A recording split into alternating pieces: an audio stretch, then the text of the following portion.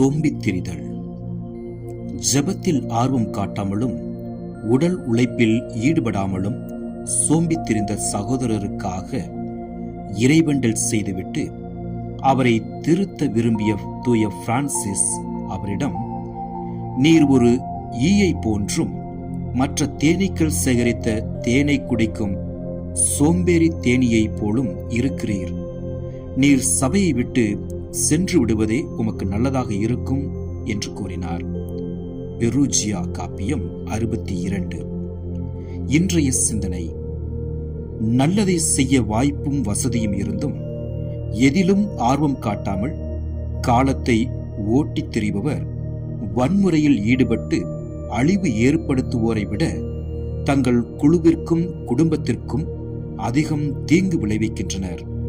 அவர்கள் அந்த குழுமத்தின் அல்லது குடும்பத்தின் புற்றுநோயாக அதன் நன்மைத்தனங்களை அரித்து விடுவர். தாளந்தை புதைத்து வைத்துவிட்டு சாக்குப்போக்கு சொன்னவரின் தண்டனையை மறக்க வேண்டாம். மத்தேயு 25:26.